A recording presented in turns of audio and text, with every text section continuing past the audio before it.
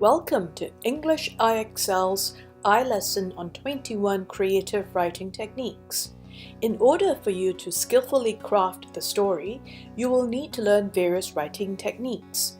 Co-founder Ms. Hazel Tan and author of the book, The Pains and Pleasures of Pupperoni the Pee-wee Pup, would share some examples from this book. Here are 21 excellent techniques. Number 1. Appeal to the sense of sight. This is probably the most commonly used technique. However, in order to write effectively, what you see should be full of color and rich detail. For example, instead of ordinary tomatoes, the author describes them as sun-drenched, ruby red globes of cherry tomatoes. Number 2. Appeal to sense of smell. Most people are repulsed by bad odors and attracted to delicious aromas. However, sometimes pleasant smells may also evoke a sad memory. What is powerful is the memory associated with that particular smell. Example: the sickly fragrance of lilies hung in the air. I covered my nose with my tear-stained handkerchief and walked away. Number 3. Appeal to the sense of taste. Students tend to over words like tasty, delicious, without showing how tasty or delicious it is. Note how the author says, Mike sucked the sun-kissed sweetness, and how on another occasion is described as picking his teeth clean. Number 4. Appeal to sense of hearing. To help your readers to be in the moment as the action unfolds, you need to let them hear what happens. For example, instead of saying, a heavy person like Mike walks, the author says he thumps about. Number 5. Appeal to the sense of touch. This technique should be used more because we are tactile beings and it helps us to feel what the characters are experiencing. Imagine how Pupperoni feels when Mildred strokes a soft puppy fuzz. Number 6. Describe an action scene. Exciting action always pulls the reader in. You could start your paragraph by describing vividly a gun battle between a robber and the police. Then you can go on to fill in the rest of the story. The reader will want to know who the robbers are and why there is a gun battle. Example: Joe raised his shotgun and aimed it at Jim, his best friend. The stunned bachelor gasped in horror. Before Jim could utter a sound, the room rang with the piercing sound of a gunshot. Jim collapsed onto the cream Chinese carpet and stained it red. Number 7. Evoke the reader's feelings. We are generally concerned about people who are in trouble. Some of us endeavor to do something to help. Start your story off by describing a little girl sobbing uncontrollably at a bus stop. Make the reader stop by to see what she can do to help the poor little thing. Example: it was Christmas Eve, and shoppers thronged the streets to make the last-minute purchases. At the bus stop outside Hyatt Hotel stood a frail-looking girl sobbing inconsolably. Mrs. Lee was disquieted by the scene and approached the little girl. Number 8. Present a question or ask rhetorical questions. A. Present a question. Puzzling questions or mysterious situations generally disturb people. You could pose a question or paint a puzzling picture. If you're writing a story in which you face overwhelming problems, you could pose a question. Would this madness never end? The reader will be keen to find out what happens next. B. Ask rhetorical questions. A rhetorical question is asked merely for effect with no answer expected. In other words, it is not a genuine question, but rather a statement disguised as a question. They are commonly used to direct, scold, or show irony. For example, if you tell your mother you cannot find something and she asks, "Are you blind?" She's clearly not asking you if you have lost your sight. She is really scolding you for not looking carefully and to try again. Number 9. Use a quotable quote. Say you're writing a story about a lazy boy who cheats on a test. You could start by quoting Confucius, "Learning without thought is labor lost. Thought without learning is perilous." This is a rather sophisticated statement, and the reader will be keen to find out your understanding of the quote. Number 10. Cast the hook. This is a device in writing that catches the attention and draws the reader in. In The Pains and Pleasures of Pupperoni the Pee-wee Pup, the first hook comes in the second paragraph of Chapter 1.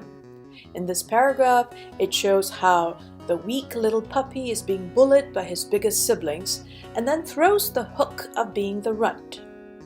It was only much later that I learned I was the runt of the litter. This technique pulls the reader into the story to learn about the future of this puppy. Number 11. Foreshadow an imminent problem. This technique hints at what complications will happen sometime in the future. It helps the effective reader get a clue of what to expect next. An example from the same book at the end of Chapter 4. Besides, my life depended on it, hints that Pupperoni's life is threatened. Number 12. Flash back to the past. This allows the protagonist to tell the story by recalling past events. More specifically, it switches the reader to a different time period and relives the past. Number 13. Fast forward to the future. This is a similar technique, except that the time shifts fast forward to the future to the point that something interesting or significant to the story happens. Number 14. Use a different voice or point of view. In creative writing, there are basically 3 ways to relate an event. You can use the first-person technique, as in the story, where Pupperoni speaks for herself.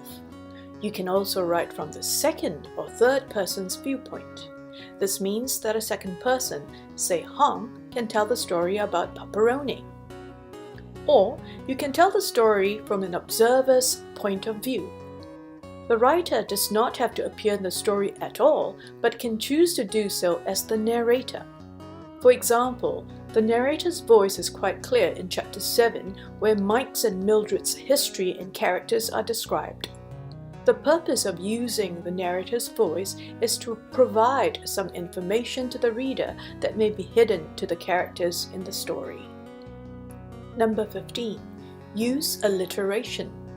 The repetition of the first consonant sounds in 2 or more neighboring words or syllables, example, slight swishing of sweeping, is called alliteration. This is an excellent technique to make your writing more poetic and appealing to the eyes and ears.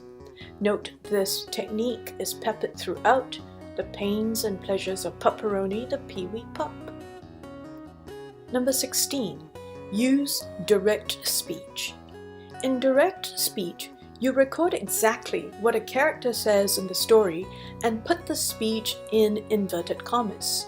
This is a powerful technique because it places the reader in the immediate action to hear what is said. This creates a sense of immediacy and excitement. Direct speech may also be effectively used to convey personal quirks in speech, educational background, as well as attitude. Instead of telling the reader a character is fussy and does not have much English education, we could use direct speech. For example, "Ayo, why you no come early, so late?" Be careful you do not use large chunks of direct speech extensively in your story because the examiner will deduct marks for not writing in formal English. Also, remember that you should not use Singlish too much in direct speech except to bring out a character. Number 17. Show, don't tell. Instead of telling the reader that your character is hungry, you should show the reader how, his tummy rumbled, and his saliva pooled around the corners of his mouth, and he licked his lips longingly. Telling the readers becomes boring because readers like to figure out meanings and the action. Which is better? A. I missed the bus. Or B. I raced down the road, wildly waving my hands and yelling, "Stop! Stop!" But the bus traveled on down the road without stopping. Number 18. Animate non-living things or objects. This is a crucial and powerful technique to create suspense and heightened excitement. Make the non-living things around you come alive by giving them sound, motion, and emotion. Example: the old door groaned mournfully, as if tired of bearing its own weight, and I could see the face of the ancient grandfather's clock grinning wickedly at me. Number 19. Enliven nature and environment and give them emotions. As well as making non-living things come alive, you should describe the sounds and motions of nature, wind, moon, stars, trees, animals, etc., to set the mood of your story. Nature is also given emotions and is pleased enough to smile and upset enough to howl. Often, a writer transfers the emotions of a character to nature and the environment. Example: the wind, which was becoming stronger, began to howl. Or, the sparkling stars smiled at me. Number 20. Slow the motion and zoom in. These are combined techniques to slow down the actions and then describe how the action is being carried out. This technique is also very effective for creating suspense and tension. Instead of simply writing, he cried loudly, "Show us how he does this." Example: he rubbed his eyes as tears came streaming down his cheeks. Opening his mouth wide, he let out a loud cry.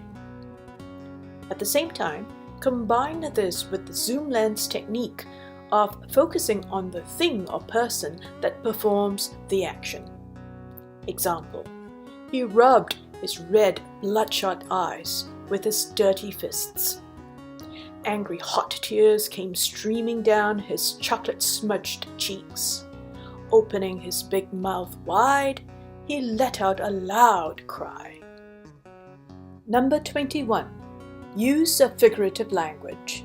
You should be very familiar with this if you have faithfully completed Volume 1 and 2 in the series. Figurative language refers to the various colorful expressions used to make the descriptions more interesting or the meaning of certain situations clearer. It is useful to note that figurative language includes the following, such as phrasal verbs, idioms, proverbs, and metaphors. In summary, this list of 21 techniques is by no means an exhaustive one. There are many other techniques to learn and use. However, if you commit yourself to understand, learn, and master these, you are well on your way to writing your first award-winning story one day. Thank you for watching, and please subscribe to our YouTube channel, like our Facebook page, and visit us at EnglishIExcel.com for more resources and register for a free trial. Goodbye.